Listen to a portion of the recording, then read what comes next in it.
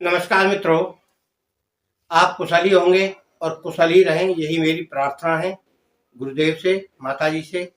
मित्रों, आज हम आपको गायत्री साधना करने वाले उन साधकों के लिए विशेष बात बता रहे हैं कि जो पहले से गायत्री साधना करते हैं और बीच में उन्हें कुछ अनुभव होने लगे, यानी जो बात उन्हें पहले से पता लग जाती थी या वह बोलते थे वह सत्य हो जाती थी और बहुत सारी घटनाओं का आकलन उन्हें हो जाता था।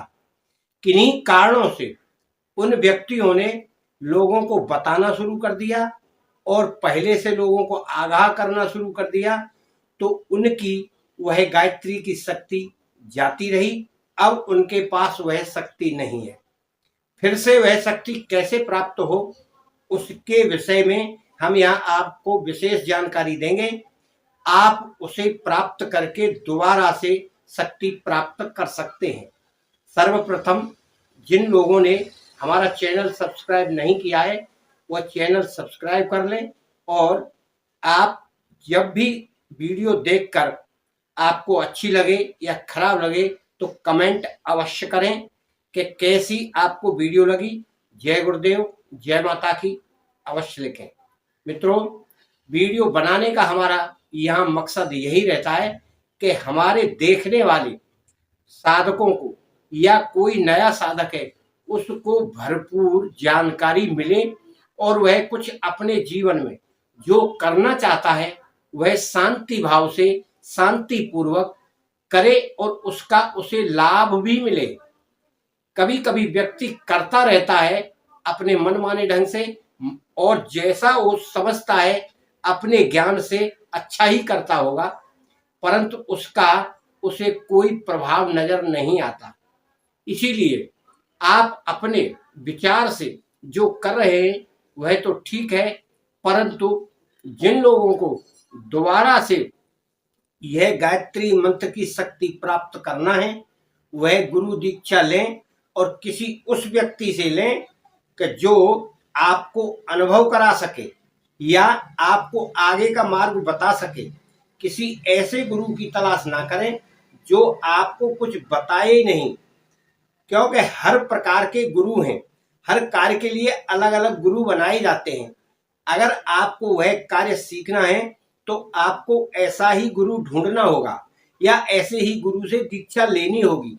परंतु मित्रों, अधिकांश लोग चाहे जिसको पकड़ के गुरु बना लेते हैं, फिर उनके पास जो नामदान मिलता है उसके बाद और दूसरी बातें पूछने के लिए किसी दूसरे गुरु के पास जाते हैं, तो उसका यही जवाब रहता है कि अपने गुरु से परामर्श करें। इसीलिए हम उन सभी साधकों को बताना चाहते हैं कि यदि कोई अलग ज्ञान चाहिए तो वह गुरु धारण करे। गुरु से अलग अलग प्रकार का ज्ञान लेना है तो अलग अलग प्रकार के गुरु बना सकते हैं। गुरु बनाने पर कोई पाबंदी नहीं है। गुरु एक ही नहीं बना सकते, आप कितने ही गुरु बनाए जा सकते हैं।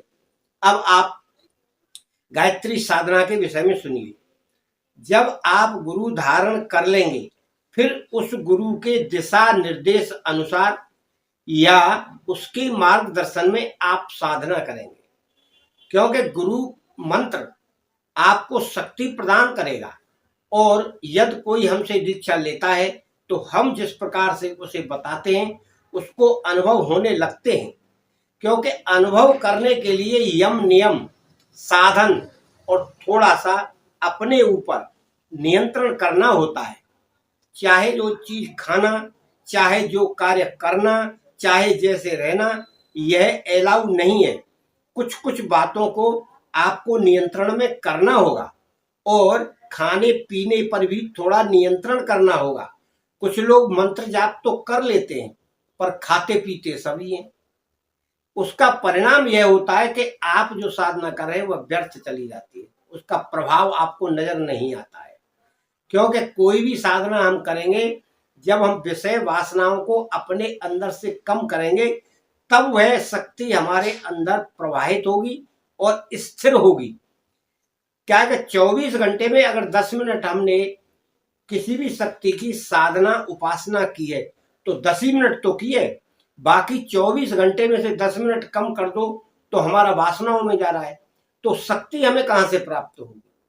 यानी अधिकांश हमें साधना करने वाले को हमेशा अपने इष्ट का, यानी जिसकी वह साधना कर रहा है उसका ध्यान बराबर रहना चाहिए, और बुरे कर्मों से हमेशा बचना चाहिए, और वासनाओं से हमेशा बचना चाहिए, तब उस शक्ति का प्रभाव आपको देखने को मिलेगा।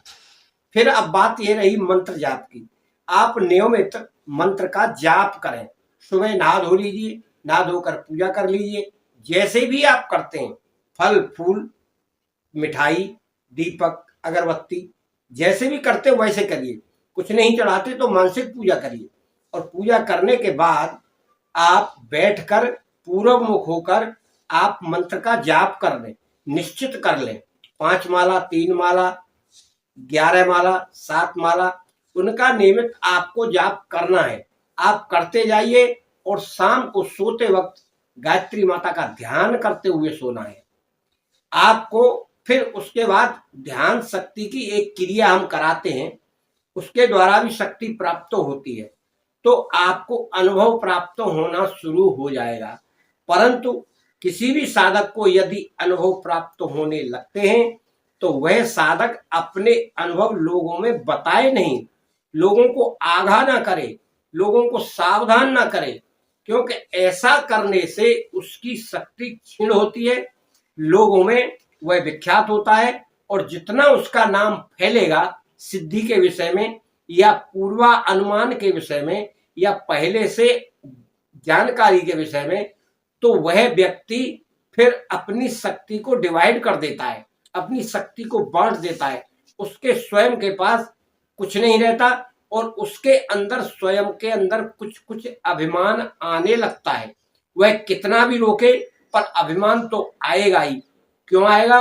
कि उसके चारों ओर सेवा शुश्रूषा करने वाले बहुत सारे साधक और व्यक्ति आ जाते हैं, और वह कुछ न करते हुए भी वासनाओं से घिर जाता है, और फिर कुछ दान दक्षिणा और सम्मान करते हैं, तो इससे भी उस व्यक्ति की वह शक्ति क्षीण होती है। इसीलिए अपने अनुभव बताने से आपको नुकसान ही होता है, और जो शक्ति आपने प्राप्त की है वह बट जाती है।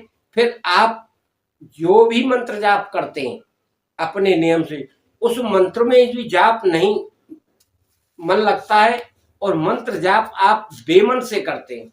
क्यों करते हैं?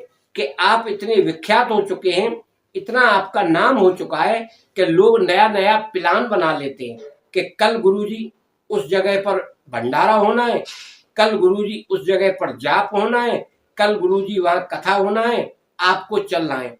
तो यह विचार उस व्यक्ति के मन में आने लगते हैं, क्योंकि मंत्र जो हम जाप कर रहे हैं तो अपने इष्ट देव यानी माता जी के चित्र का ध्यान होना चाहिए, उनकी शकल का ध्यान होना चाहिए, उनकी प्रतिमा का ध्यान होना चाहिए, परंतु हमारा ध्यान अनायासी उस भंडारे में, उस कथा में, उस प्रोग्राम में चला जाता है।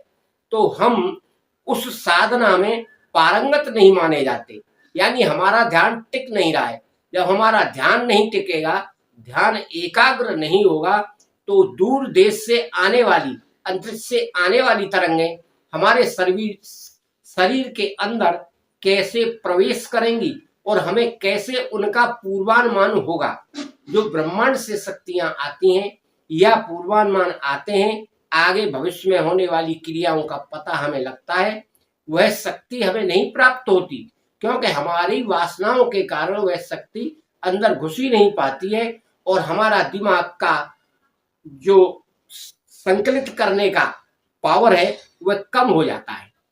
उन दोनों का, ब्रह्मांड की शक्ति का और हमारी आज्ञा चक्र की शक्ति का आपस में मेल नहीं होता, संयुक्त नहीं हो पाती हूँ, तब आप कैसे प्राप्त कर पाएंगे।